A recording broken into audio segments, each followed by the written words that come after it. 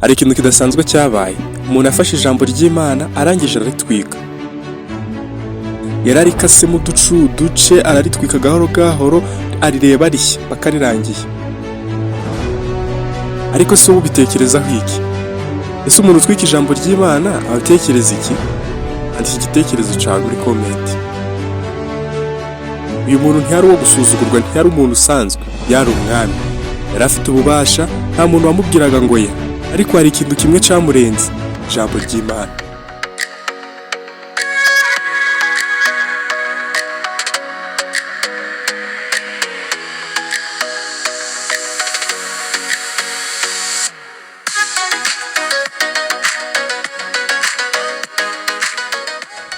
Icyabayeho kiratangaje.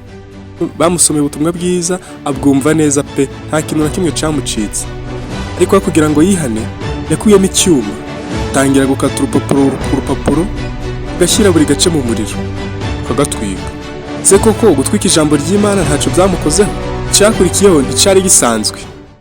Vandimwe, muri iyi video tugiye kureba inkuru ikomeye cyane mu gitabo cy'umuhanuzi Yeremiya ibice 36:22. Maze basanga umwami mu gikari ariko umuzingo bari bawushyize mu cyumba cya Elishama w'umwanditsi, babwira umwami amagambo yose. Nuko umwami atuma Yehudi kuzana umuzingo, awukura muri icyo cyumba cya Elishama w'umwanditsi, maze Yehudi awusomera umwami n'ibikomangoma byose byari bihagaze iruhande rw'umwami. Umwami yari yicaye mu nzu y'itumba, hari mu kwezi kwa 9, hari umuriro wakaga muziki imbere ye. Yehudi amaze gusoma ibisate 3 cyangwa 4, umwami abicisha icyuma abijugunya mu muriro wo mu ziko, abigenza atyo kugeza ubwo umuzingo wose washiriye mu muriro wo mu ziko. Kandi ntibyatera ubwoba, batanyagura n'imyambaro yabo.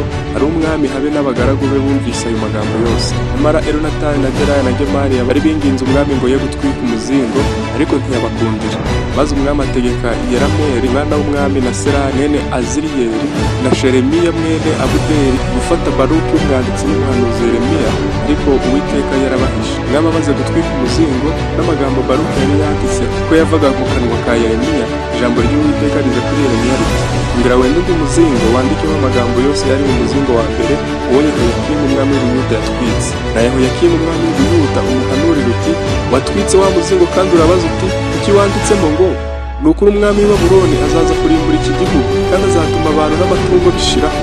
Nicyo gituma Uwiteka ahanurira Yehoyakimu umwami w'Ubuyuda ngo ntazagira uwo gusubira ku ngoma ya Dawidi, kandi intumbi y'izanama ku gasozi ku cyokere cy'izuba ry'amanywa no mu nijoro. Kandi nzamuhana n'urubyaro rwe n'abagaragu be mbahonye gukiranirwa kwabo, kandi bo n'abatuye i Yerusalemu n'abantu b'i Buyuda nzabateza ibyago byose nabageneye. Maze Yeremiya yenda undi muzingo awuha Baruki umwanditsi mwene Neriya, awandikamo amagambo yose uko yavaga mu kanwa ka Yeremiya, ayari yanditswe mu gitabo Yehoyakimu umwami w'Ubuyuda yatwitse, kandi yongeraho andi magambo menshi ahwanye nayo. Amen.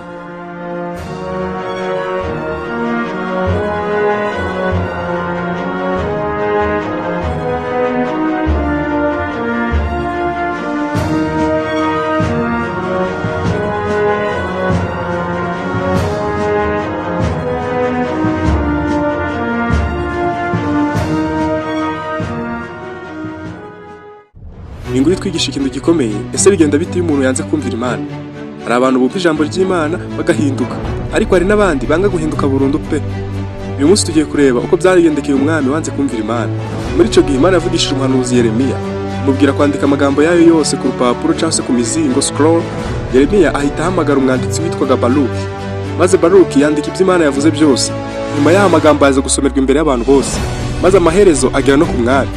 Umukozi w'umwami yafashe urwo rwandiko arusomera umwami, ariko uko amagambo yasomwaga umwami ntiyashimishijwe na gato. Ahubwo buri gice cyasomwaga yafataga icuma akagenda agikata akagishyira mu muriro. Baze ko yatwitse ijambo ry'Imana. Nta bwoba yagize, nta kwihana, nta guhinduka. Nubwo abandi bantu bari aho bagize ubwoba, basabye umwami kureka gutwika ayo magambo, ariko aranga. Imana ntiyacecetse, yabwiye Yeremiya kongera kwandika andi magambo, ndetse arongeramo n'ibindi bihano bikomeye kurushaho.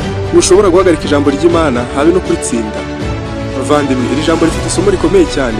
Ntugatwike ijambo ry'Imana mu mutima wawe, ntukaryangire igihe rikubwiye guhinduka. Umva icyo Imana ivuga, kandi kutumvira Imana bigira ingaruka zikomeye. Amen.